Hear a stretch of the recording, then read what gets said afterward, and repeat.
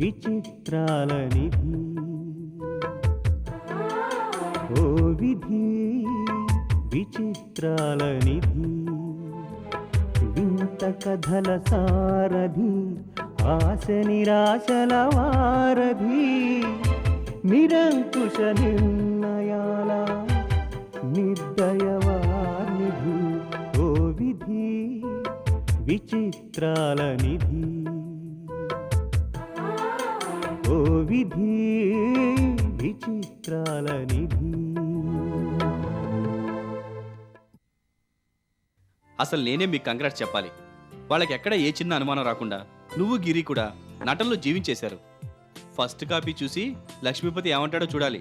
ఇంకేమంటాడు sir, అన్ని టేపులు నేనే కొని వచ్చిన లాభాలతో ఆ 2 పెళ్లిళ్ళు నేనే చేయిస్తానంటాడు. అంతేనంటావా?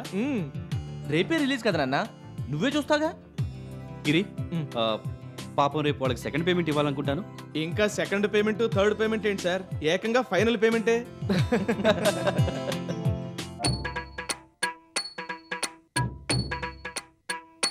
లక్ష్మీపతి, ఈవేళ సెకండ్ పేమెంట్ ఇస్తామన్నారు, ఇంతవరకు అడ్రస్ లేరు. వస్తారంటావా? వాళ్ళ పిలక మన చేతిలో ఉంది, రాకుండా ఎక్కడికి పోతారు సార్. అటు ఇటు చెయ్యాలని చూస్తే మొత్తం ఆ కాంట్రాక్ట్ ఫైల్ కనపడకుండా చేసేస్తా. నువ్వు తలుచుకుంటే ఏమన్నా చేయగలవు. అందుకే నాకంటే ఎక్కువగా నువ్వు అంటేనే భయపడతారా కాంట్రాక్టర్లు. అదేం లేదు సార్, మన ఇద్దరికి మ్యూచువల్ అండర్స్టాండింగ్ ఉందని వాళ్ళకి తెలుసు. అందుకే వాళ్ళు నా దగ్గరకు వస్తారు. ఏదైతేనే సార్, మీరు బాగుపడాలి, నేను బాగుపడాలి. దీపం ఉండగానే ఇల్లు చక్కబెట్టుకోవాలి సార్. మనం సర్వీస్లో ఉండగానే పిల్లల చదువులు, పెళ్ళిళ్ళు అన్నీ అయిపోవాలి. ఉండడానికో కొంప, తిరగడానికో కారు సెటప్ చేసుకోవాలి. ఆ తర్వాత రిటైర్ అయ్యాక హ్యాపీగా బతికేది సార్. ఇవన్నీ జరగాలంటే మనం లంచాల రేట్లు పెంచాలి, తప్పదు. లంచం తీసుకోవడం తప్పుగా సార్. ఒకవేళ ఎవరన్నా తప్పు అని అన్నా అది వాళ్ళ అజ్ఞానం మాత్రమే. లంచం శరీరానికి సంబంధించింది సార్, ఆత్మకు సంబంధించింది కాదు. లంచం పరమాత్మ స్వరూపం. అందుకే మన గవర్నమెంట్ ఆఫీసుల్లో అణువణువునా వ్యాపించిపోయింది. దాన్ని సేవించుకుంటే మనం తరించిపోతాం. అయినా లంచం ఇచ్చేవాడెవడు, పుచ్చుకునేవాడెవడు, అంతా మిథ్య. ఏమంటారు సార్? ఆ శ్రీకృష్ణుడు కూడా భగవద్గీతలో అర్జునుడికి ఇంత క్లియర్గా చెప్పుండడు. నాకిప్పుడే మోక్షం వచ్చేసినంత ఆనందంగా ఉంది లక్ష్మీపతి. మంచి వాళ్ళకి ఎప్పుడు మోక్షం దగ్గరలోనే ఉంటుంది సార్. మీకు లక్ష్మీపతి గారికి మోక్షం వచ్చేసినట్టే. మోక్షం సంగతి తర్వాత కానీ సెకండ్ పేమెంట్ తెచ్చారా? అందుకే లేట్ అయింది సార్. బ్యాంకులో క్యాష్ లేదన్నారు, కొంచెం సేపు వెయిట్ చేయాల్సి వచ్చింది. బ్యాంకుల్లో కూడా క్యాష్ లేదంటే ఏమనుకోవాలి? ప్రజల డబ్బుతో ఎలా ఆడుకుంటున్నారో అర్థమవుతుంది. ఎక్కడ చూసినా అవినీతి అల్లుకుపోయింది. ఇలా అయితే దేశం ఏం బాగుపడుతుంది చెప్పండి. నిజమే సార్, అన్ని చోట్ల మీలాంటి నిజాయితీ పనులు ఉండొద్దు. ఇదేంటిది ఇంత తేలిగ్గా ఉంది? కొంప తీసి అన్ని డైమండ్స్ గా మార్చారా? ఇదేంటిది కట్ల బదులు క్యాసెట్ ఉంది? మీరేం కంగారు పడకండి సార్, డైరెక్ట్గా క్యాష్ ఇస్తే మీకు ప్రాబ్లం కదా. సడన్గా ఏసీబీ వాళ్ళు వస్తే మీ ఇద్దరూ దొరికిపోతారు. అందుకని ఈ క్యాసెట్ కాపీలు వేయించుకుని అమ్ముకుని మీ అకౌంట్లో రాసుకోమంటారా? అలా తొందర పడితే ఎలా సార్? ఏసీబీ వాళ్ళకు దొరకకుండా మీకు రావాల్సిన డబ్బు మా అకౌంట్లో నుంచి మీ అకౌంట్లోకి ఎలా ట్రాన్స్ఫర్ చేసుకోవాలో ఈ క్యాసెట్లో క్లియర్గా ఉంది. ఆ ప్రొసీజర్ ఫాలో అయిపోతే మీ అకౌంట్లో మీకు రావాల్సిన డబ్బు ఆటోమేటిక్గా పడిపోతుంది. అప్పుడు ఏసీబీ వాళ్ళు కాదు కదా, సిబిఐ వాళ్ళు వచ్చినా మిమ్మల్ని పట్టుకోలేరు. ఇవన్నీ ఎందుకు సార్? వాళ్ళే ఒకసారి వీసీఆర్లు క్యాసెట్ పెట్టి చూడమనండి, వాళ్ళకి అర్థమవుతుందిగా. ఒకసారి చూడండి సార్. చూడండి ఏంటో మరి.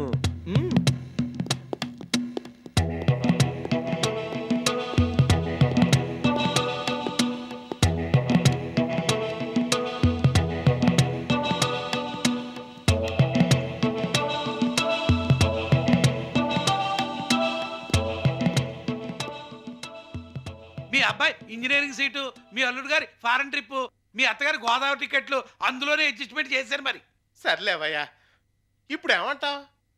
అందిన కాడకల్లా దోచేస్తానే ఉన్నావుగా, ఎందుకా ఏడు మొహం? సార్, రావు గోపాలరావు లెవెల్లో బ్రహ్మాండంగా యాక్ట్ చేస్తున్నారు సార్ మీరు. నువ్వు మాత్రం అల్లు రామలింగయ్య టైపులో రెచ్చిపోలా.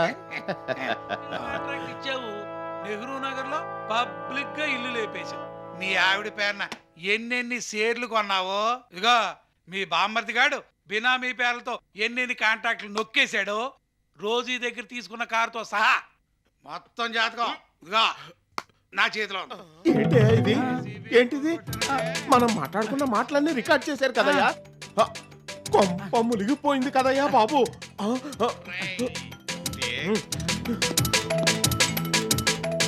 Shit.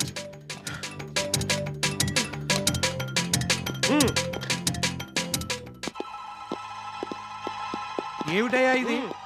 మీ అకౌంట్ మా అకౌంట్ అన్నారు, అకౌంట్ ట్రాన్స్ఫర్ అన్నారు, ఏమిటిదంతా? It is too much. ఈ టేబుల్ కి నా బయటకు వెళ్తే మా ఉద్యోగాలు ఓడతాయి తెలుసా? ఊడితే నష్టమే ఉంది సార్. అయినా లంచాలు తిని తిని బాగానే సంపాదించారుగా. ఏంటిది రివర్స్ లో మాట్లాడుతున్నావు ఏంటి? లేదు సార్, కరెక్ట్ గానే మాట్లాడుతున్నానే. పిచ్చి పిచ్చి వేషాలు వేయకుండా సెకండ్ పేమెంట్ మొత్తం ఇచ్చాలండి, లేకపోతే మీ కాంట్రాక్ట్ మొత్తం క్యాన్సిల్ చేసి పారేస్తారు. అదంత ఈజీగా అయ్యే పని కాదులేండి. అంటే ఏంటి నీ ఉద్దేశం? మేమన్నా చేతకాని దద్దమ్మలం అనుకున్నావా, లేకపోతే చేతులు గాజులు కింద తొడిగించుకున్నావా? అయినా క్యాన్సిల్ చేయడానికి ఇదేమైనా నీ కూతురు పెళ్ళి అనుకున్నావా?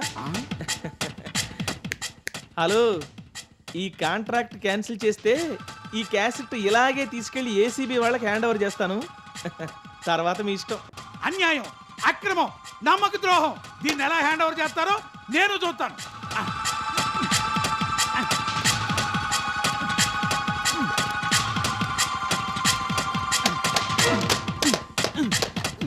అయ్య బాబోయ్, ఏటి టేప్ను అలా తెంపేశారు? అయినా మీ చరిత్రలు సింపేస్తే సిరిగిపోయేవి కావు, చెరిపేస్తే చెరిగిపోయేవి కావు. అక్కడ టేపులు అలా అలా గుద్దేస్తుంటారు, ఇక్కడ టేపులు ఇలాగా వచ్చేస్తుంటాయి. మరం చేత మీరు తప్పించుకోవడం చాలా కష్టం. మరి కాకపోతే కాంప్రమైజ్కి వచ్చేస్తే కథ మరోలా ఉంటది. మాతోనే వేళాకోళమా? నువ్వు అసలు ఇక్కడి నుంచి బయటకు ఎలా వెళ్తావో చూస్తాను. నిన్ను ఇక్కడే చంపి మారేస్తాను. లక్ష్మీపతి, పిచ్చి పిచ్చి వేషాలు వేసావంటే ఇక్కడే కాల్చి పాడేస్తాను. అయ్యా బోసుబాబు గారు, ఏదో కక్కుర్తి పడ్డాం. మీరు ఇలా చేస్తే ఎలా? ఇప్పుడు ఈ టేపులు బయట పెడితే మా ఉద్యోగాలు పోయి, ఇప్పటి వరకు మేము సంపాదించుకున్నదంతా పోయి, పెళ్ళాం బిడ్డలతో రోడ్డు మీద పడిపోతాం. మీరేం చేయమన్నా చేస్తాం. మీరు పని చేయకపోయినా చేసినట్టు రాసి బిల్స్ పాస్ చేసి చెక్కులు ఇచ్చేస్తాం. రాబోయే కాంట్రాక్ట్లన్నీ కూడా మీకే ఇచ్చేస్తాం. దయచేసి ఆ మిగిలిన క్యాసెట్లు కూడా మాకు ఇచ్చేయండి. చూడండి, నాకే కాంట్రాక్ట్లు వద్దు గాని నేను చెప్పిన పని చేయండి చాలు. ఈ క్యాసెట్లు ఒరిజినల్స్తో సహా మీకు పువ్వుల్లో పెట్టిచ్చేస్తాం. ఆ, ఆ, అయ్యా బుద్ధి గట్టితే ఏదో పొరపాటు చేశాం. చెప్పండి ఏం చేయమంటారు? మీ కాళ్ళు కడిగి ఆ నీళ్లు నెత్తిమీద చల్లుకోమంటే చల్లుకుంటాం. ఇప్పుడు కరెక్ట్ రూట్లోకి వచ్చారు. నా కాళ్ళు వద్దు గాని వివేక్ కాళ్ళు కడిగి మీ అమ్మాయినిచ్చి పెళ్లి చేయండి. దానికి దీనికి ఏంటి సంబంధం? మరి వివేక్ పెళ్లికి చలసాని గారి పెళ్లికి ఏమిటి సంబంధం? అది మా కుటుంబం పరుగు ప్రతిష్టలకు సంబంధించిన విషయం. ఆఫీస్లో లంచ్కి బదులు లంచాలు తినే నీకు పరువు ప్రతిష్ట ఇవన్నీ అనవసరం. చాలాసాని గారి పెళ్లితో సంబంధం లేకుండా వివేక్ పెళ్లి జరిపిస్తేనే ఈ క్యాసెట్లు మీ చేతికొస్తాయి. అయినా వీళ్ళతో మనకు ఆర్గ్యుమెంట్స్ ఎందుకు సార్? మనకి ఇప్పుడు వేరే పని లేదు కాబట్టి డైరెక్ట్ గా ఏసీబీకి వెళ్ళి ఈ క్యాసెట్ ల్యాండ్ ఓవర్ చేసేద్దాం. టోటల్ గా అన్ని ఛానల్స్ లోను వాళ్ళే టెలికాస్ట్ చేసేస్తారు. ఓకే, అలా మాటికి ఏసీబీ అనకండయ్యా బాబు, హార్ట్ అటాక్ వచ్చేలా ఉంది. ఎందుకు సార్? పెళ్లి చేస్తాడో లేకపోతే క్యాసెట్ ని హ్యాండ్ ఓవర్ చేయమంటాడో మీ లక్ష్మీపతిని తొందరగా డిసైడ్ చేయమనండి. అయినా ఈ లక్ష్మీపతి ఆఫ్టర్ ఆల్ మీ సబార్డినేట్. ఆయన కోసం మీరెందుకు సార్ దొరికిపోవడం? చచ్చినట్టు పెళ్లి చేయమని ఆర్డర్స్ వేయండి, ఎందుకు చేయడం మేం చూస్తాం. అది పాయింటే. ఈ క్యాసెట్ గొడవలో పడి నేను ఆఫీసర్ నన్న విషయమే మర్చిపోయాను. లక్ష్మీపతి, నువ్వు ఇమీడియట్ గా నీ కూతురు పెళ్లి ఆ వివేక్ తో చేస్తే సరే, లేదంటే నీకు ఇస్తానన్న ప్రమోషన్ ఇవ్వను. లంచాలు వచ్చే సీటు మార్చేస్తాను, ఏ డిస్పాచ్ సెషన్లోనో వేసేస్తాను. అసలు నిన్ను ఇక్కడ ఉండనివ్వకుండా ఏ అడవుల్లోకో ట్రాన్స్ఫర్ చేసేస్తాను. ఎంత తొందరగా ఈ పెళ్లి చేస్తే అంత తొందరగా ఈ క్యాసెట్లు మీ చేతికొస్తాయి. అలాగే బాబు, ముహూర్తం లేకపోయినా ఏదో దుర్ముహూర్తం చూసైనా పెళ్లి జరిపిస్తాను. నా మాట నమ్మండి. హలో, వెడ్డింగ్ కార్డు పంపించడం మర్చిపోకు. నా ఒక్కడికే కాదు, మా అసిస్టెంట్ కూడా పంపించాలి. ఇద్దరం పెళ్లికి జాయింట్ గా వస్తాం. ఇద్దరేం కర్మండి, మీ ఫ్యామిలీస్ మీ పక్కింటి వాళ్ళు ఎదురింటి వాళ్ళు కాలనీ మొత్తం రండి. Okay, thank you. వెళ్ళొస్తాం. ఆ, మ్మ్. ఆ,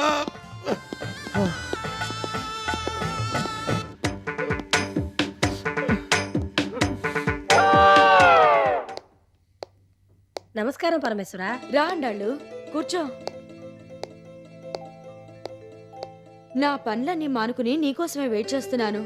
లక్ష్మీదేవి ఇంటికెళ్ళావా? మీరు చెప్పాక వెళ్లకుండా ఎలా ఉంటాను పరమేశ్వరా? వెళ్ళాను. పెళ్ళి ఆగిపోయిందని చెప్పావా? చెప్పాను పరమేశ్వరా. ఏవంది? అన్యాయం జరిగిపోయిందని చెప్పి బాధపడిందా? ఏడ్చి మొత్తుకుందా?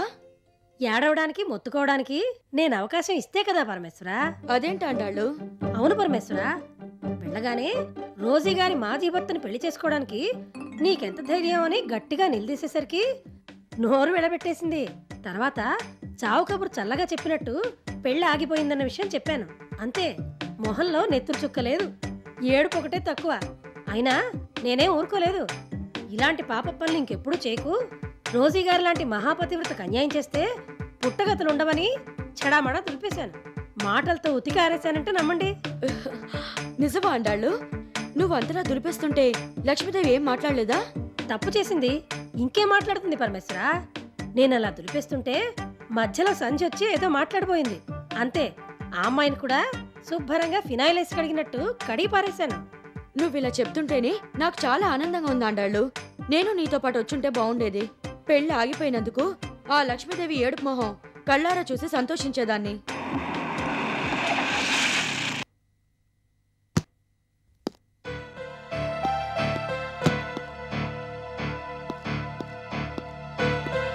నమస్తే మేడం.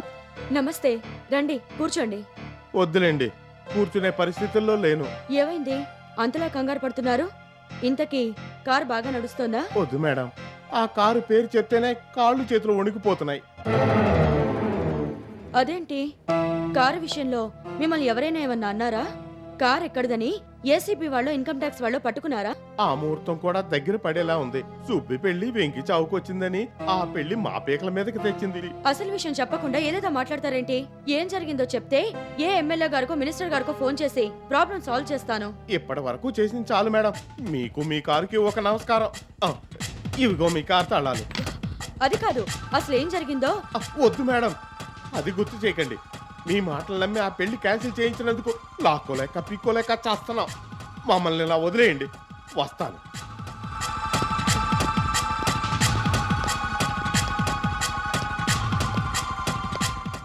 కథ ఇలా అడ్డం తిరిగిందేమిటి పరమేశ్వరా?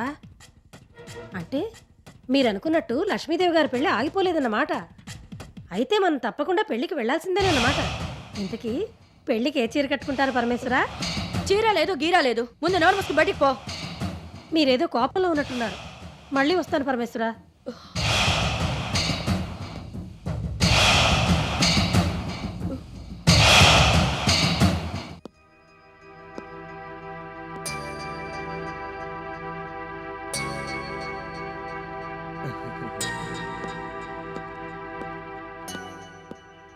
ఏమిటండి అలా ఉన్నారు? మనవడి పెళ్ళంటే ఎంత ఆనందంగా ఉండాలి, ఎంత ఉత్సాహంగా ఉండాలి. నిజమే, కానీ పరిస్థితులు నన్ను అలా ఉండనివ్వటం లేదు. ఏమైందండి? తెలియనట్టు అడుగుతావేంటి వినోద్? అన్నయ్య పెళ్లికి వివేక్ పెళ్లికి లింక్ పెట్టి ఎవరికీ మనశ్శాంతి లేకుండా చేశాడా లక్ష్మీపతి. వివేక్కి నచ్చ చెప్పలేక, అన్నయ్యని పెళ్ళి ఆపుకోమని అడగలేక మధ్యలో నేను నలిగిపోతున్నాను. అసలు ఎందుకొచ్చానా? ఎంత తొందరగా తిరిగి వెళ్ళిపోదామా అనిపిస్తోంది. భలేవారే, వివేక్ ఆ అమ్మాయిని ప్రేమించాడు. ఆ అమ్మాయిని కాకపోతే అసలు పెళ్ళే చేసుకొని శబ్దం కూడా చేశాడు. అది తెలిసి కూడా వెళ్ళిపోతానంటారేంటి? ఎలాగైనా దగ్గరుండి మనం ఈ పెళ్లి జరిపించాలి. అప్పుడు ఆనందంగా ఉత్సాహంగా కొత్త దంపతుల్ని మీతో పాటు అమెరికా తీసుకువెళ్ళాలి. ఆ లక్ష్మీపతి పెళ్లి క్యాన్సిల్ అని అంత గట్టిగా చెప్పేశాడు. అంచేత ఇంకా ఆశలు ఆనందాలు ఏవీ లేవు. మీరు అలా డీలా పడిపోకండి. Marriages are made in heaven అని పెళ్ళిళ్ళు ఆల్రెడీ అక్కడ రిజిస్టర్ అయిపోయి ఉంటాయి. వివేక్ ప్రియుల పేర్లు కూడా ఆ లిస్టులో ఉంటే లక్ష్మీపతి లాంటి వాళ్ళు ఎంతమంది అడ్డొచ్చినా ఈ పెళ్ళి ఆగదు. ఎందుకో ఈ పెళ్లి ఖచ్చితంగా జరుగుతుందని నా సిక్స్త్ సెన్స్ చెప్తుంది. దీని గురించి ఆలోచించి అనవసరంగా మనసు పాడు చేసుకోకండి. తాతయ్య ఇంట్లో లేరా? లేడు, ఏదో పనుందని బయటికెళ్ళాడు. అమ్మా నమస్కారం. నమస్కారం అయ్యా. మీరా లక్ష్మీపతి గారు? అవునమ్మా, నేనే. నిశ్చయమైన పెళ్లి ఆపాలనుకున్న దుర్మార్గుణ్ణి. ఈ పెళ్లి అవ్వాలంటే మీ అన్నయ్య గారి పెళ్లి ఆగిపోవాలని కండిషన్లు పెట్టిన దుష్టుణ్ణి, మంచికి మర్యాదకి నీళ్లు వదిలేసిన భ్రష్టుణ్ణి, పెళ్లితో ఒకటవుదాం అనుకున్న ప్రేమికులు విడదీసిన పాపాత్ముణ్ణి, దోషిని, దొంగని, నీచుణ్ణి, నికృష్టుణ్ణి. మీరే నన్ను ఆదుకోవాలి, మీరే నన్ను కాపాడాలి. దుర్మార్గుణ్ణి దుష్టుణ్ణి అంటున్నారు. ఇలాంటి మర్యాదస్తుల ఇంటికి ఎందుకు వచ్చినట్టు మాస్టారు? అయ్యా, మీరు కూడా అలా మాట్లాడతారేంటి? ఏదో బుద్ధి గడ్డి తిని పొరపాటు చేశాను. ఆ పొరపాటు దిద్దుకుందామని వచ్చాను. మీరు అమ్మగారికి ఏమవుతారో నాకు తెలియదు. మీరైనా పెద్ద మనసు చేసుకుని ఈ పెళ్లి జరిగేలా చూడమని అమ్మగారికి చెప్పండి. ఏ పెళ్లి గురించి మీరు మాట్లాడుతున్నారు? అదేంటి సార్ అలా అంటారు? వివేక్ ప్రియల పెళ్లి. ఇంకెక్కడ పెళ్ళండి? మీరు క్యాన్సిల్ అనగానే ఆ పెళ్లి పెటాకులు అయిపోయిందిగా. అమ్మో, అంత మాట అనకండి సార్. ఈ పెళ్లి మీదే నా ఉద్యోగం, జీవితం అన్నీ ఆధారపడి ఉన్నాయి. ఈ పెళ్లి జరిగి తీరాలి, లేకపోతే నా కుటుంబం రోడ్డున పడుతుంది సార్. ఊరుకోండి సార్, మీరు మరీ జోకులు వేస్తున్నారు. మీకేం తక్కువ, మీ అమ్మాయికి ఏం తక్కువ? అమ్మాయి కంప్యూటర్స్ లో టాప్, ఎవరైనా కళ్ళకు అద్దుకుని చేసుకుంటారు. అయినా ఇలాంటి పరువు మర్యాద లేని కుటుంబంలో పిల్లనిస్తే రేపు తలెత్తుకుని ఎలా తిరగలరో చెప్పండి. మహాప్రభు, కళ్ళు నెత్తి మీదకి ఎక్కి నోటుకొచ్చినట్టల్లా వాగాను. అవన్నీ మర్చిపోండి. చచ్చిన పావును ఇంకా చంపకండి. అమ్మా, మీరు తప్ప నాకు వేరే దిక్కు లేదు. మిమ్మల్ని బతిమాలుకుంటాను, అవసరమైతే కాళ్ళు పట్టుకుంటాను. ఎలా అయినా ఈ పెళ్లి జరిగేలా చూడండి. అది సరేనండి. మొన్న పెళ్లి క్యాన్సిల్ అన్నవాళ్ళు ఈవేళ ఇంత హడావుడిగా వచ్చి మళ్ళీ పెళ్లి పెళ్లి అని కలవరిస్తున్నారేంటి? సడన్ గా ఇంత చేంజా? అసలు ఏం జరిగిందో చెప్పండి. బాబు, మరీ బంతాట ఆడేయకండి. కడుపు చించుకుంటే కాళ్ళ మీద పడుతుంది. క్యాసెట్ బయట పడితే నా పరువు బజార్న పడుతుంది. మధ్యలో ఈ క్యాసెట్ ఏమిటి లక్ష్మీపతి